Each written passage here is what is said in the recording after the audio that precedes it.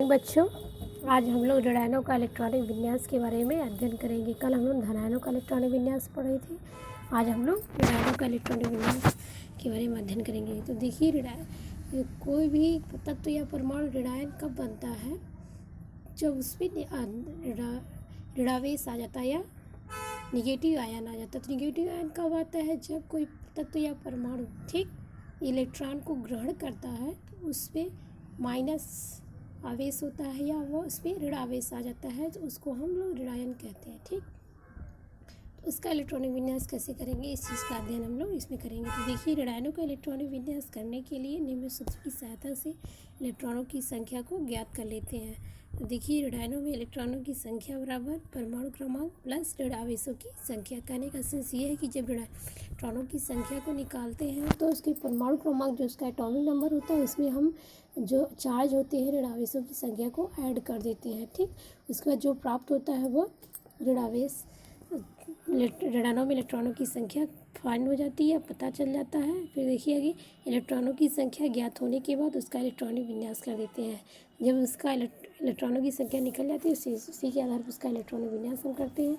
Example के तौर पे देखिए, क्लोरीन का इलेक्ट्रॉनिक विन्यास। क्लोरीन का इलेक्ट्रॉनिक विन्यास देखिए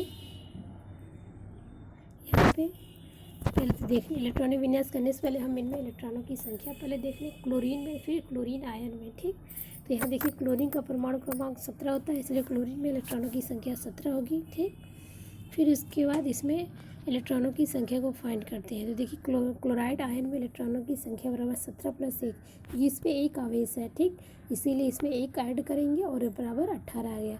इस प्रकार से क्लोरीन आयन का इलेक्ट्रॉनिक विन्यास करेंगे। तो यहाँ देखिए, अब इसका 18 परमाणु क्रमांक हो गया। तो 1s2 2s2 2p6 3s2 3p6। वैसे 3p पे क्या होता है? 5 होता है, लेकिन ये क्लोरीन आयन का इलेक्ट्रॉनिक विन्यास है, इसलिए 3p पर 6।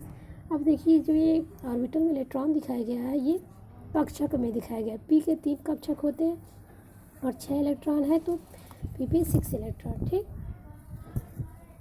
तो इसके सभी ऑर्बिटल क्या है? युग्मित है। कोई भी ऐसा ऑर्बिटल नहीं है जो अयुग्मित है। तो इसमें युग्मित इलेक्ट्रॉनों की संख्या 0, इसीलिए यहाँ पे लिखा गया है।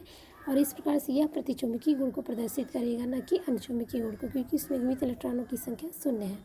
इस प्रकार से अगला क्वेश्चन आप लोग इसको देखिए, निम्न ऋणायनों के इलेक्ट्रॉनिक विन्यास ज्ञात करें। अब यहाँ देखिए, ऑक्सीजन पे -2 चार्ज, नाइट्रोजन पे -3 चार्ज, फास्फोरस पे -3 चार्ज, ब्रोमीन पे -1, सल्फर पे -2 चार्ज, ऑक्सीजन पे -2 चार्ज। तो इस प्रकार से इन सभी का क्या करना है? इलेक्ट्रॉनिक विन्यास ज्ञात करेंगे और फिर इसमें इलेक्ट्रॉनों की संख्या को भी फाइंड कर लेंगे। और फाइंड के आधार पर उनके हम चुंबकीय गुण को कौन से गुण देते हैं इसको भी पता लगा लेंगे। तो देखिए, यहाँ पे ऑक्सीजन इसी एक हम बताते हैं और सबका आप लोग एक अभ्यास करिएगा या मतलब करके उसको मिला लीजिएगा। तो देखिए, ऑक्सीजन में इलेक्ट्रॉनों की संख्या 8 होती है, क्योंकि उसका परमाणु क्रमांक 8 होता है। फिर ऑक्सीजन में -2 चार्ज है, में इलेक्ट्रॉनों की संख्या 8 + 2 10 हो गया। इस प्रकार से ऑक्सीजन -2 चार्ज का इलेक्ट्रॉनिक विन्यास करेंगे तो 1s2 2s2 2p6। अब इसमें भी ऑर्बिटल में 3 कक्षक होंगे। ऑर्बिटल में कितने कक्षक होंगे? 3 कक्षक होंगे। तो देखिए, यहाँ पे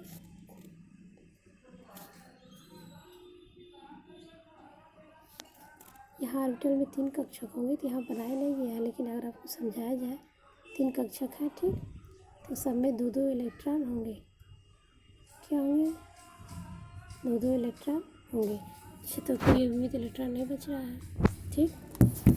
इसलिए 0 होंगे या प्रतिचुंबकीय गुण को क्या करेगा? प्रदर्शित करेगा। फिर इसी प्रकार से आप लोग देखिए, नाइट्रोजन +3 चार्ज का क्या होगा? इलेक्ट्रॉनिक विन्यास करेंगे तो नाइट्रोजन में इलेक्ट्रॉनों की संख्या 7 होती है, क्योंकि इसका परमाणु क्रमांक 7 होता है। उसके बाद नाइट्रोजन पे, इसीलिए नाइट्रोजन -3 चार्ज में इलेक्ट्रॉनों की संख्या 7 + 3 = 10।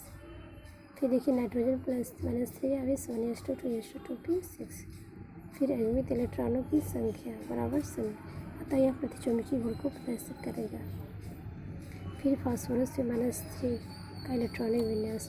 क्योंकि फास्फोरस में इलेक्ट्रॉनों की संख्या 15 है, इसलिए पी पे -3 इलेक्ट्रॉनों की संख्या बराबर 15 + 3 18। फिर phosphorus 3 1s2 2s2 2p6 3s2 3p6। तो इसमें इलेक्ट्रॉनों की संख्या भी क्या होगी? युग्मित इलेक्ट्रॉनों की संख्या शून्य ही होगी। यह भी क्या करेगा, प्रतिचुंबकीय गुण को देगा, अनुचुंबकीय गुण को नहीं देगा।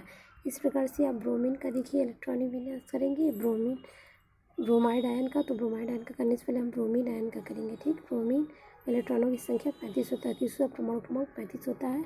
फिर ब्रोमीन के +1 चार्ज के इलेक्ट्रॉनों की संख्या 35 + 1 36। ठीक, इस प्रकार से देखिए ब्रोमीन का इलेक्ट्रॉनिक विन्यास किया गया 1s2 2s2 2p6 3s2 3p6 4s2 3d10 4p6। अब इसको हम व्यवस्थित क्रम में कर लेंगे। कहने का मतलब सभी कोष एक साथ, सभी कोष के जो कोष में इलेक्ट्रॉन है उनको एक व्यवस्थित क्रम में, जैसे 1s2 के बाद 2s2 2p6 ये एक कोष के हैं, फिर 3s2 3p6 3d10 ये एक कोष के हैं। ठीक, फिर 4s2 4p6 ये एक कोष के। अब इसमें देखिए लास्ट में p पे 6 आ रहा है, तो ऑर्बिटल में 3 कक्षक होते हैं p ऑर्बिटल में, उसमें 6 इलेक्ट्रॉन है, तो उसमें कोई युग्मित इलेक्ट्रॉन नहीं होंगे। ठीक, इस प्रकार से इलेक्ट्रॉनों की संख्या शून्य दिखाई गई है, इसीलिए यह प्रतिचुंबकीय गुण को प्रदर्शित करेगा। इस प्रकार देखिए सल्फर पे -2 चार्ज का इलेक्ट्रॉन विन्यास करेंगे, तो फिर चूँकि सल्फर में इलेक्ट्रॉनों की संख्या 16 होती है, क्योंकि सल्फर का परमाणु क्रमांक 16 होता है। ठीक, तो इसीलिए सल्फर में -2 चार्ज में इलेक्ट्रॉनों की संख्या 16 + 2 होती है। ठीक, उसके बाद 18। इस प्रकार से सल्फर में -2 चार्ज का इलेक्ट्रॉनिक विन्यास करेंगे तो युग्मित इलेक्ट्रॉनों की संख्या 0 करेंगे तो 1s2 2s2 2p6 3s2 3p6। अब इसके बाद तब 3p6 में ये देखेंगे क्योंकि ऑर्बिटल में कितने युग्मित इलेक्ट्रॉन है, युग्मित यहाँ p पे 6 है, तो आपको पहले भी बताया कई एग्जाम्पल में कि p में 6 इलेक्ट्रॉन अधिकतम होते हैं और उसमें 3 कक्षक होते हैं, अधिकतम एक कक्षक में 2 इलेक्ट्रॉन रह सकते हैं, तो इसीलिए इसमें भी युग्मित इलेक्ट्रॉनों की संख्या शून्य होगी। इस कारण से यह भी प्रतिचुंबकीय गुण को प्रदर्शित करेगा, इसलिए हमने यहाँ पे लिखा है। ठीक, तो धन्यवाद।